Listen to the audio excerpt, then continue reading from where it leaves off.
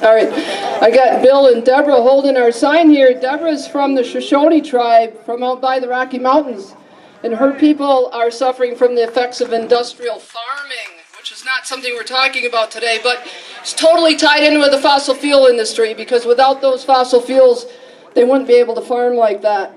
So, hello everyone. Good to see all your faces standing in solidarity with all of you in the natural world. Thank you for being here. We're here because we care. We're here because we see what has to change. We're here because we have love in our hearts and compassion and empathy for what's going on the planet and with our communities. That's why we're standing here. It's so hard to experience a world of classism, sexism, corporatism, conflict, and hate, but it's also a world full of love, empathy, compassion, beauty, and abundance. This is the world we know and love, and this is the world we are here to heal, protect, and honor. I don't like the word resources. It objectifies all the gifts that sustain us.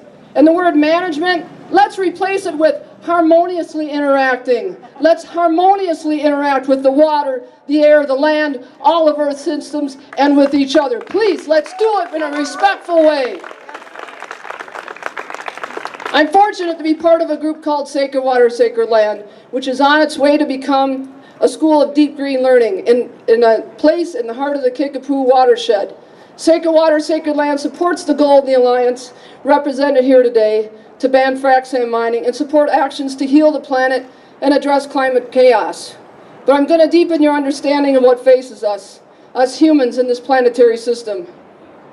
We're in a global epoch that rivals no other. We humans have covered the planet and affected every ecosystem.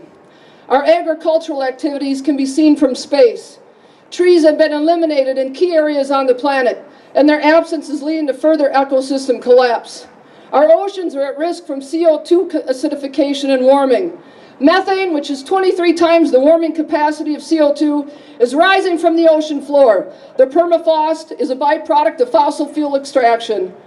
The Stockholm Resiliency Institute of Sweden represents the world's top scientists in numerous fields. I'll tie this all together. You're going to wonder why I'm going off sideways here. 9 planetary boundaries have been identified that, if crossed, will lead to permanent changes on this planet. And game over for us. Nutrient pollution, nitrogen and phosphorus. Stratospheric ozone depletion. Ocean acidification. Climate change, it's only one of these boundaries. Chemical pollution. Land use and forest loss.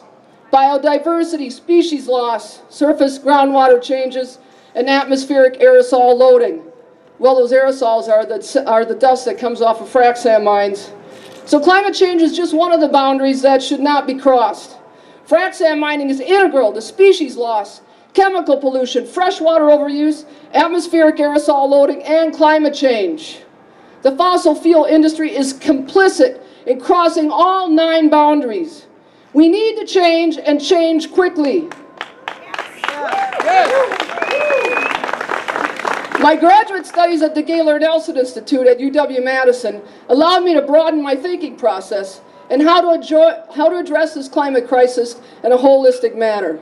The frac sand industry is part of the fossil fuel medusa that continues to trap us and lie to us about the possibilities and tools for future change. Frac sand mining is injected with a suite of chemicals. Thanks to the 2005 Halliburton loophole exempting it from the Clean Water Act, they can put it into the ground when they fracture the shale. Fracking is taking place in over 30 states. Fracking destroys the aquifers, kills the ecosystems, causes earthquakes, and creates a no-life zone, and we've heard about that here today. The Bakken field out west are examples of environmental racism and willful ecocide. Fracking for oil and producing frac sand is immoral. Tar sands extraction is immoral. To remain addicted to fossil fuels is immoral. Our current path will destroy what is left of our beautiful planet. I'm sorry, this is the bad news, folks. We gotta change. It may surprise you, but fossil fuels have been subsidized since 1917, with a big uptick in funding during the 80s in the Reagan administration. This was a time when the nation could have moved toward renewables, but the fossil fuel industry influence has been unrelenting. This federal support of killer fuels, according to one of my sources, is still gives $1 for renewables and $130 for fossil fuels, and they don't really support wind or geothermal. Recently, Walker has taken money from our energy efficiency programs here in Wisconsin and even made it so state employees couldn't use the term climate change. We are at a climate chaos ground zero right here in Wisconsin.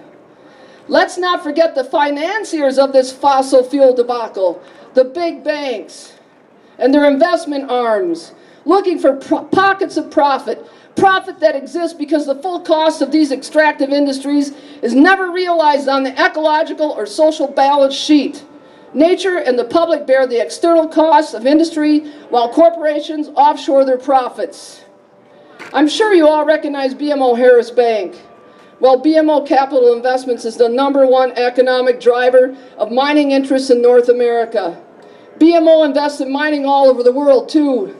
From gold mining that uses mercury and destroys rainforests, coltan mining in the Congo, an area of great unrest and massive homicides.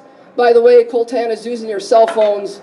Aluminum mining in India that displaces native mountain peoples and makes refugees, and the list goes on. If you bank at BMO Harris or any other large multinational bank, you may want to look at what they're investing in. State governments and agencies also grease the wheels of the frac sand industry. There's a man inside this conference today, he already spoke. His name is Jay Zambito. He's a geologist from the Wisconsin Geological Natural History Survey. He presented about his frac sand research. His agency, which is part of the UW Extension, has existed for over 100 years. He represents UW-Madison, which was created as a land-grant college, and the Extension was created to serve the citizens of the state. That's where I got my graduate degree. What the heck? So I went in and tried to see where their money's coming from. Well, as of today, only 17% of UW-Madison's budget is from us. 44% is from private interests. Well, you know where that money's coming from? That's corporate money. I interpret this as money from business interests. So Mr. Zambito is employed by a land-grant college and is serving the frac sand industry. This is not my idea of higher education or community outreach. Why are our universities helping destroy our state? If you go to the Wisconsin Geological Natural History Survey, you can see all the mineral and water wealth in our state, right there on their website. A state-funded exploiter's website, making it easy to find whatever natural gift you may want to buy and sell on the world market. Guess what? They're currently finding all the freshwater springs in Wisconsin, anything that pumps over 110 gallons a minute, and they're putting it on their map. What does that mean? Bing! They're coming here for our fresh water. And that's because the rest of the world is running out of it. So people, protect the water in Wisconsin, they're going to come for it. And what about the Institute for Wisconsin Health Initiatives? I've got their little report right here. Bill mentioned this earlier. This is the health impact assessment of frac sand mining, page 7, executive summary. They say that the biggest effect on the people around frac sand mines is they have a little bit of anxiety. What a bunch of crap. They took it right out of the industry and they put it into that report. It was, they were called the Institute for Wisconsin Health Initiatives. They're based out of Madison. They're a nonprofit. They wrote this report for 4 counties and 1 tribe here in Wisconsin. They didn't mention silicosis. They didn't mention the amount of fresh water use. They didn't mention that poor communities take the brunt of this industry. They didn't mention that they go into unzoned townships and areas where people aren't prepared for them. They didn't mention the bribery and the massive amounts of money that go into these communities so that they can take all their resources and leave them with nothing, or should I say natural gifts, because I said that earlier. The fossil fuel industry reminds me of Cronus. I don't know if everybody here is familiar with him, the Greek god who eats his own kids. Sometimes I see that picture and he's taking a bite out of his son. He's the god of time, because you can't get rid of time. Well, these industries remind me of Cronus. This industry has become mighty through the support of fracking advocates, and if there's any Hillary supporters here, I'm sorry, but she supports fracking. There's also subsidies, mega banks investing money and covering risks. These banks cover the risks of these extractive industries.